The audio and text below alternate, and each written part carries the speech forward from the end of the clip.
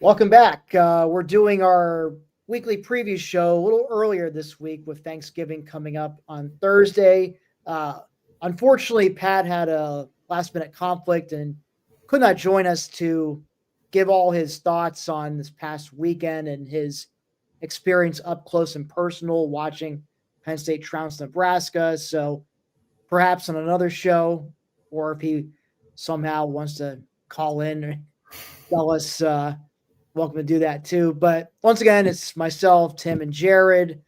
Uh, we're going to start out before we preview Rutgers, though. We're going to just a few final thoughts about Nebraska. Now that we've had a couple days to come down from the high of all the Terry chants coming from the crowd and just the euphoria of running all over Nebraska and Katron Allen becoming the all-time rushing leader in program history, and Nick Singleton tying Saquon Barkley as for most rushing touchdowns in a career. I don't know about you, Jared. I actually did rewatch the highlights finally today. Same. And the one thing that stuck out to me was in the beginning on Nebraska's opening drive.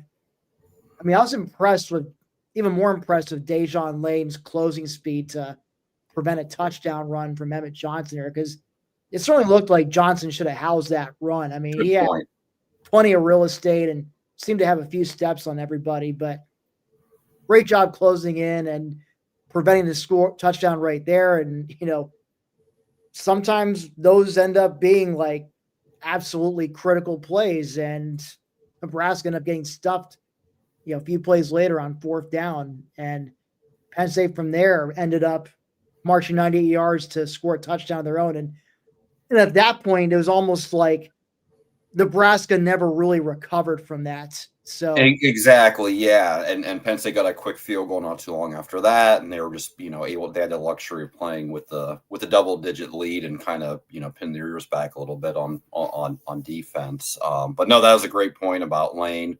It was interesting too because he was in there was a three-way battle for that the starting spot outside of opposite of Wheatley between him and King Mack and Antoine Belgrade Shorter, and Lane was kind of the odd man out for most of the year. Didn't really see him too much after he played a bit as a true freshman. So saw a lot more of him on Saturday, and he definitely rose to the occasion. But yeah, that's a great point because he made a touchdown saving tackle there that, I was thinking either Nebraska really kind of knows how to attack this defense, or maybe this is just a case of the defense needs to settle in, like last week after allowing a quick touchdown to Michigan State. But yeah, they obviously, that was such a major momentum swing in the game early, just getting that fourth down stop. And we mentioned Amari Campbell being in on that, and Zane Durant was the other guy that just kind of ate up some space in the middle, and they took him down for that fourth down stop that just ended up being a huge momentum swing right off the bat. And like you said, 98-yard touchdown drive, and it was all Penn State from there. Absolutely. And of course, we talked about, the crowd and how, they all were chanting Terry's name and, and Terry, and we'll actually get into this a little later in the show when we talk coaching search updates. But of course, there's all this talk now about, should Terry Smith get the permanent job? You had the players, holding up the signs, to the screaming into the camera. You had Michael Robinson at halftime making a plea on, felt like a court. I said this in my position grades post, but I gave a bonus, instead of a bonus category, I gave an A grade to the Terry Smith PR campaign because it sure felt like there was something a bit coordinated there. Yeah, you could say that. There was a lot of things, I think, between that, the Joe 409 pin, some of his quotes about, it's my locker room. And you could definitely say that. I think he was definitely trying to make a statement and made a pretty strong one, I'll say. Absolutely. I feel like we covered just about, everything we could say, unless you got a few more things you want to Yeah, add. just a couple things. You used a really perfect word when you were starting to describe the game euphoric. I mean, it was just such a game. It was a game where everything went Penn State's ways almost. Just the bounce of the ball, the big plays were going in Penn State's favor. Grunkmeyer had one incompletion all night long, only through 12 attempts, but, connecting on 11, a lot of them to wide open. Jared, not to interject, but Grunk should have pitched a perfect game. I mean, yeah, he should have. Pass interference that was 100% agree. Yeah, they missed because he threw to who's it that he threw to Hudson. His one incompletion, and the defender grabbed his waist and kind of impeded him as he was streaking towards the middle of the field. So you're right, that probably would have been a touchdown toss, and 12 for 12.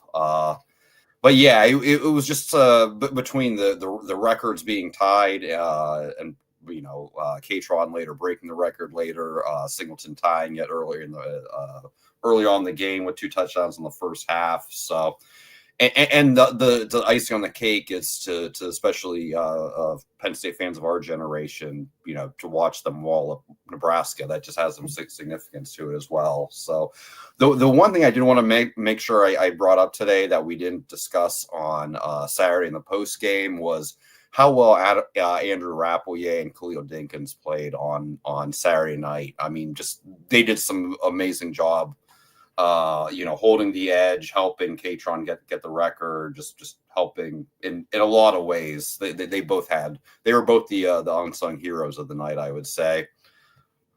And I would agree, because I actually gave tight ends a B+, despite the only receiving stat being recorded was Rappelier's 4-yard touchdown grab, because they, like I said, they did a tremendous job in run blocking, especially helping out the O-line, with just setting up lanes for Katron and Nick to run through all night. Yeah, the whole line played great. Drew Shelton especially, I thought, had a really big night and just really won his matchups and just got guys way out of position and like you said, created some huge running lanes. I saw Donko shoving people around quite a bit throughout the evening. So just it was nice to finally see that play out of the offensive line where they were just able to kind of mash Nebraska's front and create those big running lanes. Kotelnicki was drawing up a lot of really, really good plays to get people open, get the ball and people in space, and just find open space all over the field, whether it's a running game or passing game. So yeah, it was quite the fun evening of football after a season of just a lot of losses piling up and despair and just all the wrong things happening at the wrong time. It was just such a nice change of pace to have pretty much the exact opposite, where it was just Penn State's night for 3 hours. In a way, now that I think about it, it's a pseudo version of the 2002 night game beatdown of Nebraska. I mean, that was a much more electric atmosphere in comparison. I mean, obviously larger attendance at the time. It was the largest attendance. Yeah. And at the time, it was early in the season too. And at the time, Nebraska was like, they were still a nationally relevant program. Georgia's right now, so it'd be like rolling one of those teams early in the season. But it's still in a way, felt just in terms of, this is a team that was capable of, I guess beating you, really. I mean, I know they were underdogs, but if they were playing their A game, they were certainly capable of absolutely winning. Yeah, no, they're a 7-3 team. They've got some playmakers on offense. They've got the third best passing defense in the nation. Pretty good defense overall, which even really just goes to show how well how far the passing game's come along, even though it was mostly based off of play action. But just the fact that they're able to get wide open looks against the nation's third pass defense is just very promising, and something I wish we would have seen a lot earlier, but it's nice to finally see. Yeah, and I think I'm in terms comparing to 2000, I say it in the same way. It's like we blew them out at night. It was a very euphoric kind of cathartic feeling in a way, especially because think back to like a month ago, Rutgers fired James Franklin, and all the talk is about, at least from the national media, is like, it's going to be Matt Rule. It's the obvious choice. He's a former Penn State player, and blah blah blah. And this is probably the billionth time I've said this on the show, but I think Matt Rule has died James Franklin. He's never beaten a ranked team as a Power 4 head coach. He's like 2-23 lifetime against ranked teams. Those 2 wins came at Temple. I'm not saying he's an awful coach, but he's definitely a downgrade from Franklin. Yeah, when you're thinking who's the guy that's going to get us to the next level and actually get us to the national title game, but hopefully win a national title game, looking at Rule's record, his big game record, his last couple stops, it's not all that promising. So totally with you on that point, Tim. Absolutely. Any final thoughts before we move on to preview Rutgers?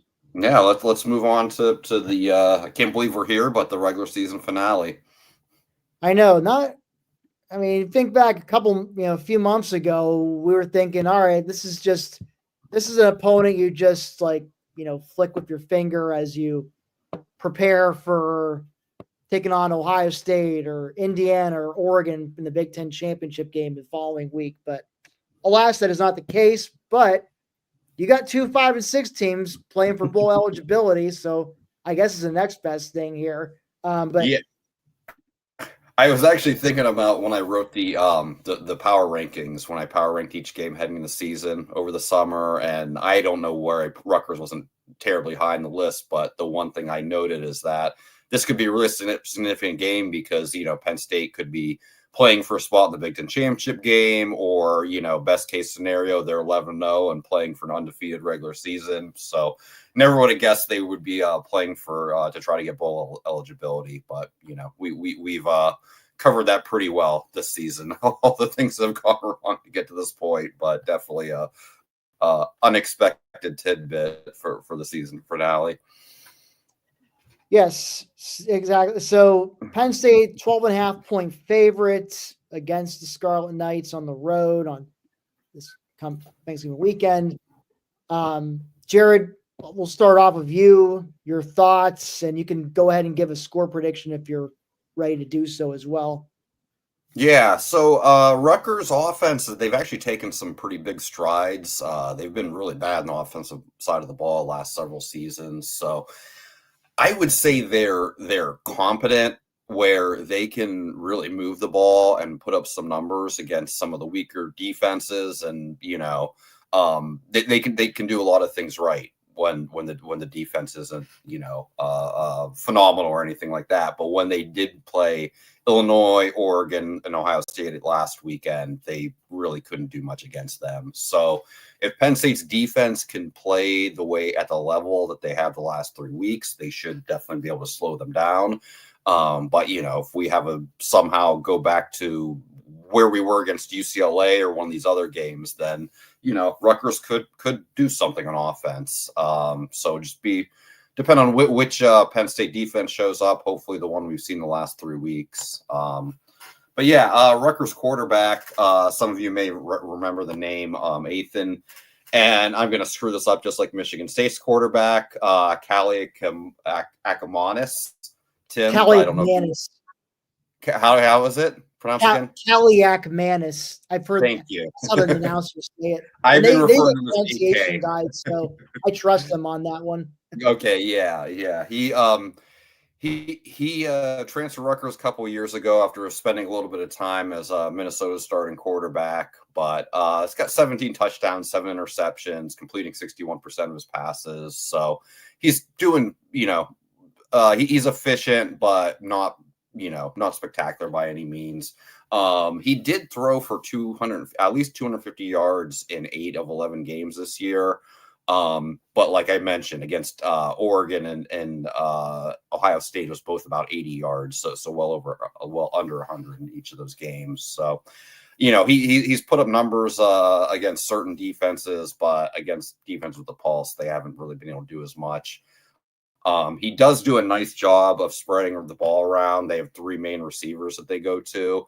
And basically each week, it's kind of whoever has the favorable matchup is kind of the guy that they go to. But pretty much each week, one of those guys is getting 100 yards and a touchdown or 2.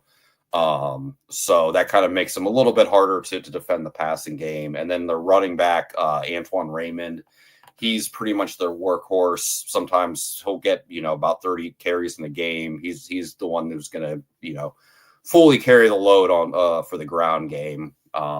But yeah, we could see quite a bit of him depending how Rutgers, what their plan is. Had 42 carries against Maryland a couple weeks ago, so they're definitely not afraid to ride him. And final point on the offense, offensive line is not very good at all in pass protection. AK, who I'll just stick with the AK to be safe, has been sacked 33 times this year. I want to say 8 or 9 games he's been sacked 3 or more times, and they've had some. That's an average of 3 sacks a game. Just doing the math in my head. Yeah. So there was. I don't know if I have it in front of me here, but I know Minnesota, I think, had like 9 sacks against him. Michigan had 7 sacks against them. So there were games against some pretty good defensive lines where he just got brought down over and over and over again. So, considering how Penn State's pass rush has looked these last few weeks, hopefully that will be the case, and they can get in his face and kind of stay there, and not let him get much going through the air. Could be another big day for Denai Dennis Sutton, Zane Duran, anyone else who wants to join in on the sack party. So definitely something to keep an eye on. Just a couple thoughts, at least about Rutgers offense. As you probably know, their offensive coordinator, Kirk Shiraka, was Penn State's offensive coordinator during that COVID season, which Pat likes to claim never existed. But he's been at Rutgers now. This is his 3rd year, I believe. So he, so it doesn't surprise me that he would ride his running back for 42 carries in a game. That's kind of his MO. So look for them to try to establish run a lot. But you mentioned the and since Rutgers joined the Big Ten in 2014, when the series resumed, in the 10 times they've played, basically since Rutgers joined the Big Ten, Rutgers has only scored 10 points twice.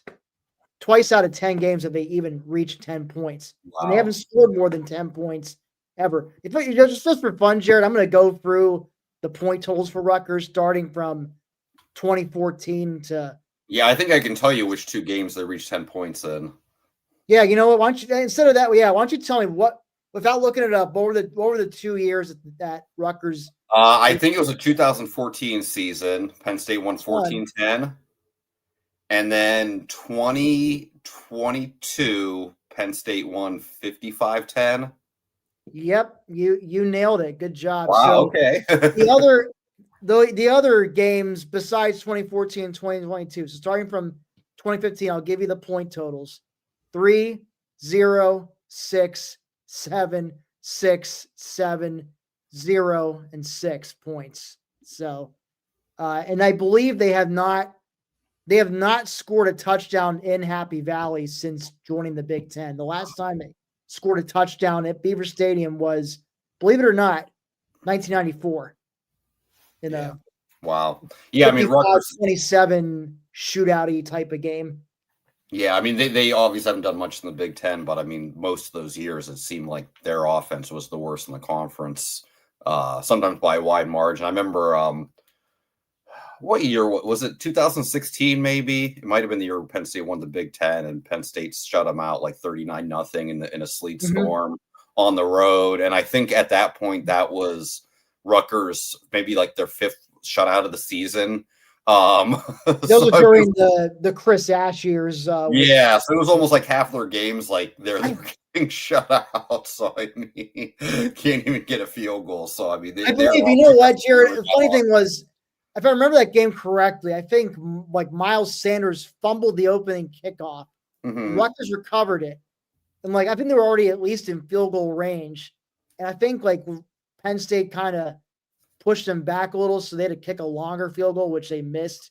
And then they never came close to scoring again the rest of the game. Like, that's how bad they were back Yeah, it then. almost sounds like Penn State's 2004 offense. like Yeah, the 6-score essentially. game. I'm almost certain they were given the ball a couple times, like, inside Iowa's 10 and just got pushed back and missed a field goal or fumbled it away or whatever. But anyways, but There's yeah, Piscataway. He's made Rutgers. He's definitely made them more competitive. They're not a complete pushover. Like, for they're sure. a team that flirts with bowl eligibility every year. For Since he's sure. been And there. considering what their offense has been, just where they are right now, they've taken some major strides to get there for sure. So, Jared, so defensively, what are you finding on Rutgers? They're actually I feel like the recent years they're a pretty bad offense and a capable defense, but their defense has backslid a little bit this year. Don't really make a whole lot of plays in the backfield, averaging less than a sack a game. Yeah, they've had a few pretty poor showings. Just looking through their season, allowed 38 against Washington, 31, and lost to Minnesota. Allowed 38 to Iowa, 56 to Ohio State, or excuse me, to Oregon, 42 to Ohio State last week, and that was without Carnell Tate and Jeremiah Smith both out of the lineup. So yeah, their defense just isn't quite as they were losing some low scoring games. It seems like earlier in the Shiano era, where it was second time around with Rutgers, but yeah, definitely just been haven't really been necessarily great against the run or the pass. So yeah, the offense has definitely improved for Rutgers, but the bad part is that the defense has taken a pretty big step back. Yeah, and maybe you said and I missed it, but once when I was just briefly looking up some stats for Rutgers, I noticed they're dead last in the Big Ten in run defense in terms of yards per rush given up. It's over 6.5 yards, and I'm thinking to myself, man, Katron and Nick are got to be licking their chops if they see those stats. Absolutely. Yeah. I mean, you just look at like the tear Catron's been on. What was it? 181 against Michigan State, 160 last week. I mean, he's just been running so hard. Against Yeah. I mean, hats off to Catron. I mean, he no matter how bad things got this year, I mean, you just saw maximum effort from him every single game. And it kind of seems like with just with this team just finally, the season going on a bit more of a positive direction. I mean, he's just elevated his game, even more. And I mean, just so happy to see him just playing at the level he's been. But yeah, to your point, right? If Rutgers is giving up more than 6 yards a carry and has the worst rush defense in the Big Ten, then we could be in maybe 200 from Catron on Saturday, and definitely a couple touchdown runs by Singleton, hoping at least he gets one to break the record. Both records, actually, because he's tied with Saquon they both have 43 rushing touchdowns, 53 overall touchdowns, I believe. So one more rushing touchdown, who have both records. Oh, I didn't realize it was both. I thought that was just rushing touchdowns, but yeah. But so yeah, one more touchdown. Yeah. Either way, I will surpass Saquon for all-time touchdowns. So I would, if I was a betting man, I would bet on that happening. And I would also bet on Katron Allen becoming Penn State's first ever 4,000-yard rusher after this weekend. 46 yards away. So yeah, he has 3,000. Yeah, I think I'm pretty certain I'll get that. I feel pretty confident, which is like, yeah, he's got the record. He's number one by himself right now, but that would just be another, honor to be the only Penn State running back to get 4,000 career rushing yards, which is just incredible when you think of just the who's who of legendary running backs to come through this program. Yeah, just really just amazing stuff for Catron. And hold on, I did want to, but regarding the touchdown record, they had it in the game notes this week. Nicholas Singleton is tied with Saquon Barkley for the Penn State career record in rushing touchdowns, 43, and total touchdowns, 53. Okay, so it's all right. I was also going to add, I will be surprised if Ethan Grunkmeyer has more than 15 pass attempts in this game because Penn State just run. It's going to run the damn ball and have plenty of success doing so. I think we'll see the same plan of attack this as we did against Nebraska. Yeah, lots of running the ball, just pounding the ball over and over, and then just setting up some play action passes. Yeah. So it worked to perfection against Nebraska, and it's if it's one of those things that you can do, that you can go out and execute, and you have the talent up front and the running backs to do so, then you can make it look easy. So hopefully they can go out there and make it look easy on Saturday. Oh, certainly. So on that note, Jared, do you have a score prediction you're ready to share with us, or? I'll go 31-10. I don't think their offense is able to get too much going, considering the level Penn State's been playing on defense lately, and just that they find their stride on defensive line, especially. So yeah, and I just think it's going to be another workmanlike victory. Like you just said, lots of pounding Catron and Singleton. So I think we'll see some long time consuming drives that end in the end zone, and just a game where I don't think Rutgers gets a whole lot going on offense, and Penn State's just able to play keep away a bit and just get a workmanlike victory and win by a wide margin for the second week in a row. Third, I guess, actually. I'm in the same boat, similar prediction. I have 35-10 Penn State. And yes, I'm loaded picking 10 for Rutgers because until they show me they can score more than 10 points on Penn State, I'm not giving them any more than 10 points. And like I said, I think, they just feed Catron and Nick all day and throw in some timely play action passes and, call it a day. Absolutely. Yeah. One thing I would love to see is deny Dennis Sutton block a punt. Yes, we need one more deny Dennis Sutton punt block. He's tied with Andre Collins and Jack Ham. They're the only two other Penn State players to get three block punts in a season. So one more against Rutgers, and he's got the record to himself. Well, hopefully he'll also add something to the record books. So yeah, I think that's enough proving Rutgers for fair enough. Sitting. So go ahead and move on to a little brief coaching search news. And I'm not gonna get into who it really might be, because frankly at this point, I don't know. None of us really know. We're not Pat Kraft. We're not in Pat Kraft's circle of trust. And if you go to the message boards, you'll have some people that are kind of known insiders saying they heard this and that from their sources, but nobody truly knows anything at this point. So, but I will say, we talked about it earlier. There's a lot of clamoring for Terry Smith to get the full-time job.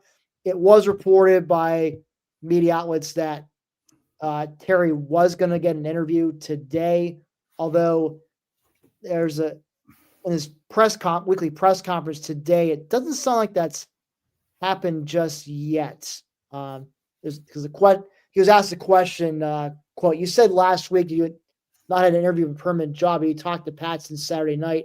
If you haven't, has there been an interview scheduled for this week?" And Terry's response was, "Yeah, right now my focus is just trying to beat Rutgers and become bowl eligible. I think there will be an opportunity to sit with Pat and we'll just go from there." So sounds like it hasn't happened yet, or at least at the time of the press conference earlier today, it hadn't happened. Maybe it's happening right now as we're recording this, but it sounds like Terry will get his interview this week. And I know there's still, people still I still see Kalen DeBoer rumors. Even though the media's gone on silent, that's still something that's being floated around as a possibility. I think a lot of it's going to come down as well to what does Lane Kiffin do? Does he leave Ole Miss? If so, where does he go? I mean, There are some rumors it would be Florida. LSU rumors seem to be heating up. And then there's some folks seem to be thinking that hinting at Alabama even, which would also hint at Kalen DeBoer moving on somewhere. But again, who knows? I don't want to dive too deep down the rabbit hole, but I know I asked you this half jokingly on Saturday, but your thoughts on Terry Smith, at least. Obviously, he's getting an interview as he deserves one. Where do you stand on him actually getting the permanent gig?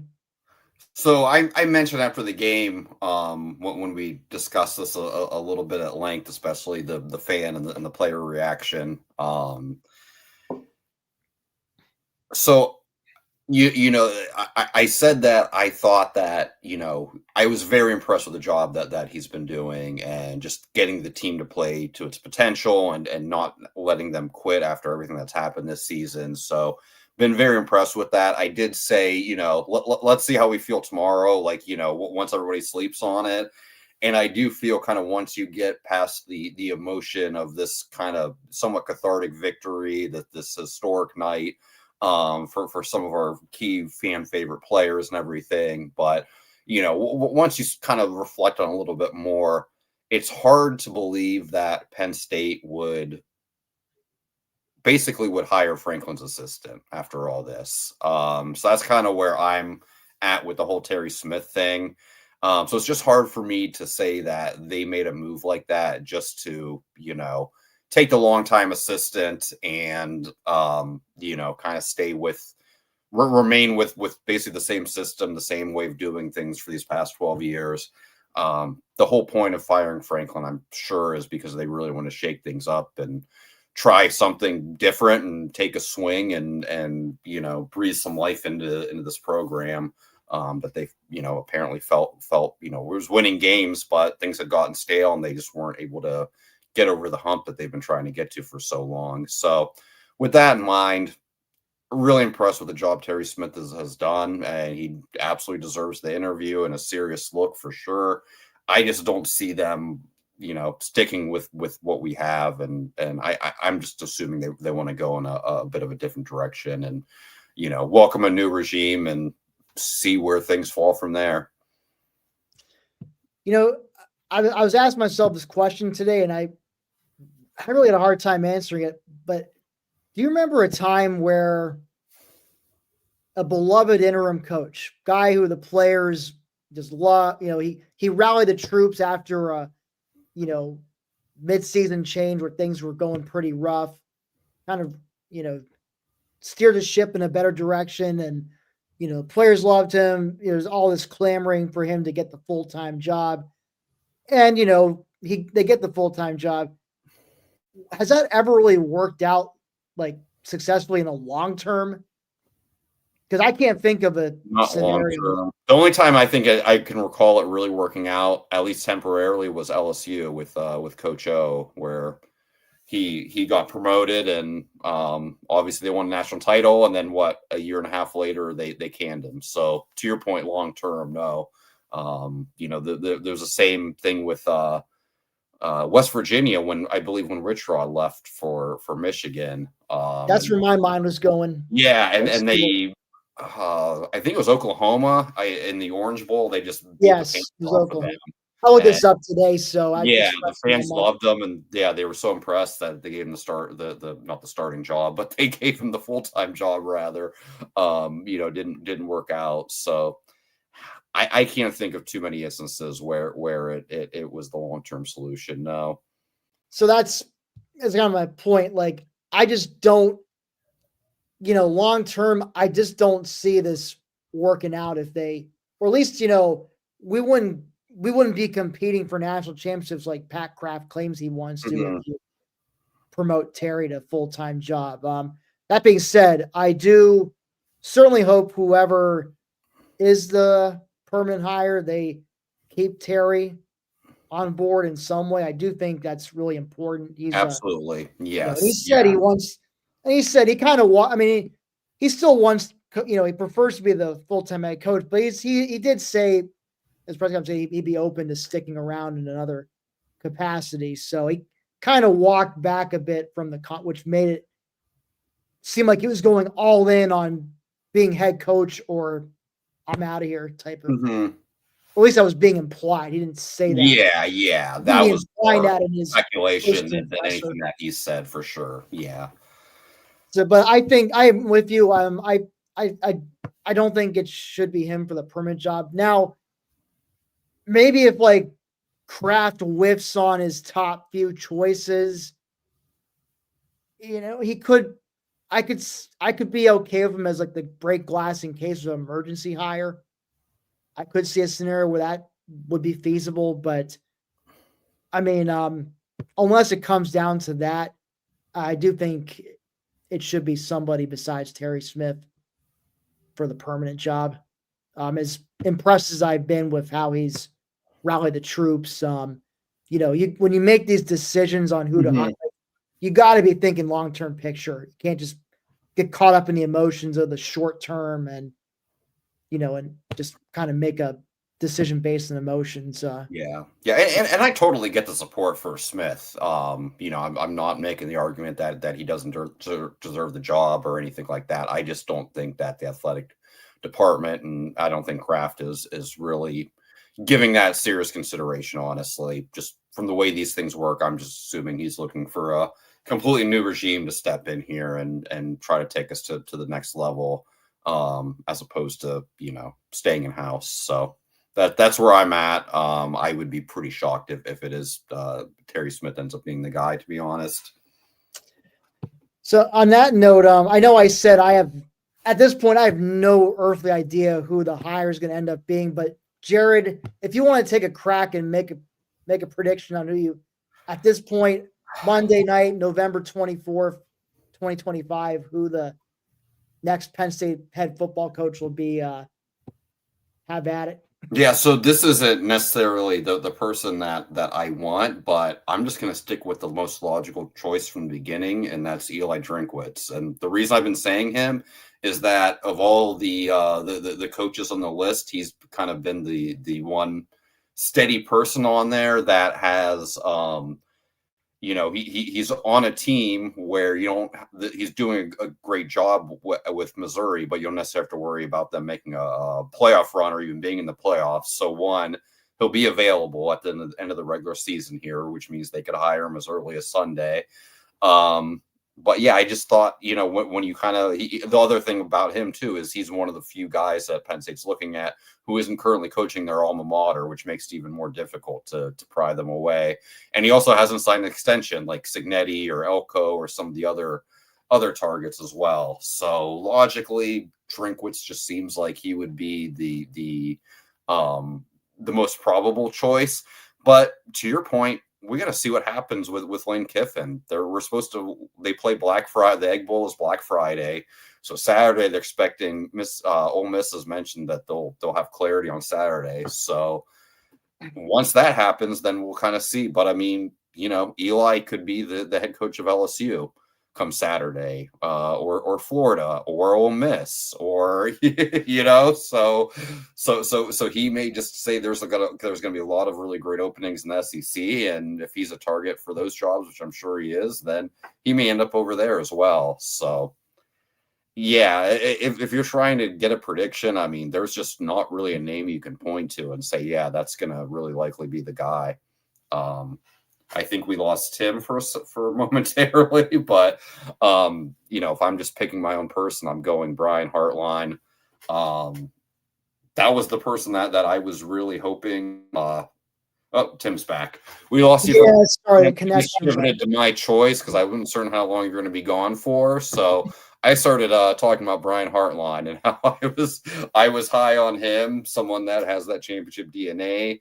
You're taking a big swing on someone, so why not look at a up and coming coordinator? But from what I understand, he's not, he hasn't been a real serious name in the mix, so I'm not expecting that. But Hartline's kind of the guy I've been crossed my fingers for and hoping he establishes himself in this search, but it's not looking like that's the case. Yeah, and well, hopefully hopefully a week from now we'll know. We'll get that Pete Thamel tweet or notification or phone of who the hire is. And yeah, I don't know about you, Jerry, but I think on Thanksgiving, I'll probably have the phone on my lap on the table, just checking the message boards because I can't help myself because I'm a junkie for I can't like it's just I'm gonna just see if I can find any little tidbits on who it might be, or who knows, maybe things are gonna heat up a day or two from now and we'll have a better idea who it might be. Yeah. I mean, we're getting very close, so there's a very good chance by this weekend we'll finally have an answer. And once we do, then that just opens up the door to it. Right now, we're kind of hurry up and wait mode, where you're just waiting and waiting, and we've just kind of been in this pattern for several weeks now. But then as soon as the new name is finally introduced, then we'll be talking about who in the staff is staying, who's leaving, who are they bringing, which players are leaving, which players are going to come along with the new coach. So it's just going to be a whirlwind of information, and we'll learn a lot about what next year's team is going to look like, and just the future of the program for that instance. But it's just a strange situation right now where we're just in this holding pattern, and then everything is going to change very abruptly in a matter of days here. By the way, perfect segue into what I meant to do earlier is for all that once we do make the hire, yes, there's going to be all that other news and discussion about, who's that new hire going to bring in to fill out his staff, which players are going to stay and leave, or who that coach going to bring in through the portal, or whoever he can salvage in the 2026 recruiting class. So all that and more at our website, blackshirtdiaries.com. So we also do cover other Penn State sports, including basketball, hockey, wrestling, you name it. The winter sports are starting to get into full gear now. So as we shift out of football, plenty of the hockey, wrestling, and hoops coverage coming your way. And of course, if you haven't done so already, please subscribe to our channel, Black Street Diaries PSU. Last I checked, we had 419 subscribers, which we've gotten probably 25, at least 25 in the past week, because we were under 400 a week ago. Blew past 409. We passed 409. Yeah, we're at 419. We're at 409 plus 10. So thank you to everybody who listened, watched, subscribed to us. Appreciate all 11 of you currently watching this live. Apparently, you don't have anything better to do on your Monday night of Thanksgiving week, so we appreciate you tuning in. But yeah, Black Street Diaries PSU is our YouTube page, blackstreetdiaries.com. Check out our daily writings on there. And on that note, we are going to move on to the final segment, which is our weekly predictions. Tim, actually, before we get there, I don't think you gave your answer on who if you had to pick one name for $1,000, who would that pick be if you had to make your prediction? Man, I thought I was going to avoid having to do this. I had to say it. You do too. Yeah, all right, fair enough. You know what? I may be dead wrong on this, but I still can't shake the feeling it's going to be Kalen DeBoer. Like, I know the talk of him, it's been like radio silence, but it's kind of odd because, there was plenty of talk just last week about it. And then suddenly it's all quiet. And then, I don't know, it seems a little suspicious, especially not knowing what Lane Kiffin's going to do. Mm-hmm. There's rumors that Kiffin actually covets the Bama job out of all the other SEC jobs, so, and, Jimmy, who represents Kiffin and DeBoer, Jimmy Sexton, a guy who represents pretty much all the top FBS coaches. So who knows, maybe Sexton's doing some Sexton things not for it, but I don't know. I could be dead wrong, but you know what? I'm going to put my money down tonight and just say that it's going to be DeBoer. Okay. I appreciate the perspective, and again, that would just really throw this whole carousel into chaos, and it would be I would be very happy to see it as a Penn State fan and just someone who covers college football. It would be it'd be quite the fun experience to watch unfold. So I like the way you think. Yeah, I would hope so. But again, I think we'll see. Anyway, moving on to our weekly picks. Jared, I regret to inform you, you and I both went 0 for 3 last week on our predictions. USC lost by 15 at Oregon. Pitt went in and just kicked the crap out of Georgia Tech. And then Montana chokes away an undefeated regular season at home to their bitter rival, Montana State. So Grizz stepped on a rake. Meanwhile, Pat went 2-1 on his picks. So, the fading on us finally worked for Pat this week. Unfortunately, I don't have the overall standings on me. I'm sure maybe Pat will find those for us at some point. But I imagine I think I was in the lead before last week. And since you and I both went 0-3, that would remain the case. But we'll see how we pick these games, though, Jared. Maybe Pat will send in his picks to us later. But for now, it'll be you and I. So we're going to start with Black Friday and a rivalry that I was really happy to see return last year. Maybe one of the silver linings of this latest round of realignment in college football was the resumption of the Texas A&M Texas rivalry. So the Aggies undefeated 11-0, going to Austin to take on the Horns. The Aggies are a 2.5-point favorite. Jared, who do you got? I got A&M, and I'll lay the points for sure. This is such an intense rivalry. We've seen a lot of really great games between these two over the years. Kind of one of those throw the records out. So it's going to be a really, really incredible atmosphere. I hope if you're a college football fan, you should definitely be tuning into this Black Friday evening. But A&M is just so much more explosive than Texas is, and I really think that they're going to end up winning this game by at least 14 points. Texas definitely has the defense to keep it interesting, and like I was saying, add the rivalry aspect to it and everything. So I'm hoping it's going to be a really intense, hard fought game. But I just see second half A&M just making some big plays, whether it's in the return game or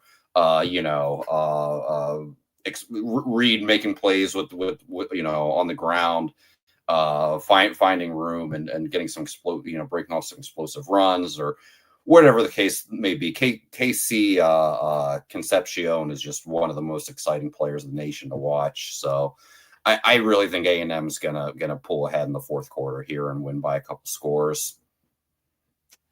Yeah, I think I got A&M as well. I think, to me, the way they came back from that 30-3 halftime deficit against South Carolina when Murphy's Law was in full effect in the first half for them, to come back and win that game in the manner they did, that to me that's what championship teams do, Jared. I think this is a national championship caliber team, and I think they're going to, rivalry games with Texas will absolutely make this a dogfight, but like I said, I think A&M by like 10 to 14 points in the end. And yeah, I would take whatever the points are. I think it's 56 and I'm sorry, I'm looking at the Penn State Rutgers thing. Let's see. The points on this one it's 51.5. So yeah, I would take the points on that one. So both got A&M there. Moving on to the game. Of course, I was going to pick Ohio State, Michigan, you being an Ohio native. So the Buckeyes are 9.5-point favorites at Michigan. The Buckeyes defense has just been absolutely suffocating this year. They're giving up like less than 10 points a game on average. Even more suffocating than last year's defense, frankly. And, the offense, of course, still pretty explosive. Jeremiah Smith, Carnell Tate. No way they can lose this one to Michigan, right, Jared? Yeah, no way. But then that's what we all said last year, and Ohio State went out and lost the most baffling game I've ever seen in my life, where a team had absolutely no right to lose that game, and they just basically did the one thing they couldn't do against Michigan. They just tried to run the ball right against their two All-American defensive tackles for whatever reason over and over again. But I am gonna say they learned from their mistakes last year. It's very tempting to take Michigan, and when you're giving them 9.5 and such an intense rivalry game where this is really the definition of throw the records out. But yeah, I just think Ohio State's defense is too good. I think they'll really limit Michigan, and San is just so efficient. I mean, just completing 80% of his pass over. I think he's still over 80%. Doing that like week in, week out. Still hasn't had a bad game or an off game or anything like that. Hasn't even had been off for a half or anything like that. I mean, he's just been like Robo QB, with just finding the open guy and zipping the ball to him, and leaning a little bit in the running game of the defense as well, where he doesn't necessarily have to be the hero every week. But yeah, I just think Ohio State defense will absolutely limit Michigan, and Ohio State's offense is definitely good enough to pull away and win by at least 2 touchdowns. So definitely give me Ohio State, and I'll lay the points. I remember around this time last year, like waking up that Saturday morning, not thinking that there's any way Michigan was going to beat Ohio State. And then a few hours later, or I guess late in the afternoon, my friend and I were texting each other about getting last-minute flights and tickets to the Big Ten championship game. It was just really surreal day. Yeah, I don't think any of us were Penn State considering that Penn State might be going to the Big Ten championship game. Lost you there. You back, Jared? Yeah. Okay. I was starting to say, I don't think any of us considered Penn State might make the Big Ten championship game, because we all just assumed it was a lock for Ohio State, like we're assuming this year. So, yeah, sorry for technical difficulties with the internet tonight. But yeah, so that being said, I'm taking Michigan to cover. I think Ohio State wins, but I think it's by less than 9.5. Like I'm thinking maybe like a 6 to 8 point win for the Buckeyes. I do think Michigan, I think their defense, once again can keep Ohio State's offense in relative check. And I think, offensively, they're better than they were last year. I mean, it's kind of hard for them not to be, because at least you got good quarterback play this time. So I do think, and again, it's kind of mental for Ryan Day at this point. He had the same problems like with Michigan that James Franklin had with Ohio State during his entire tenure here. So it's, he's got a major, 800-pound gorilla to get off his back in this one. So, I do think they do get it off, but it's going to be it's always painful trying to get that gorilla off your back. So, they'll have some struggles, but so I think Michigan covers. I think Ohio State wins, but I think Michigan covers the spread.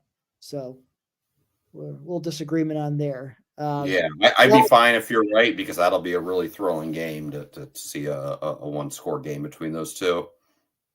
Yeah, hopefully it'll be a good game regardless. So I always look for. That's probably one of my favorite Thanksgiving weekend games to watch. It's like, besides Penn State. So looking forward to that one.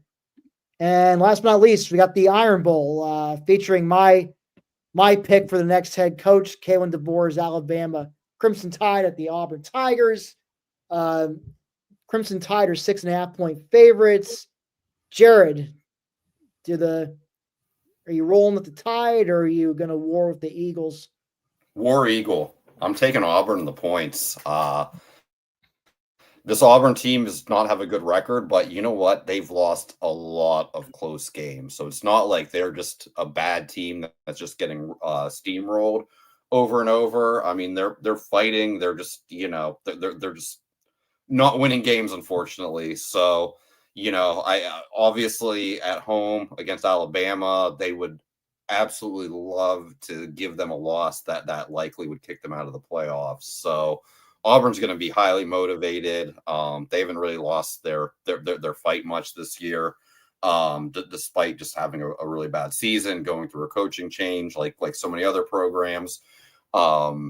So yeah, I think Auburn will keep it close. I don't know if they'll win or not, but give me the Auburn the points, and I would not shock if the way this series goes, as we've seen over the years, anything can happen. And I think Auburn, I'm not going to take them outright, but I'll take them in the 6.5 points for sure.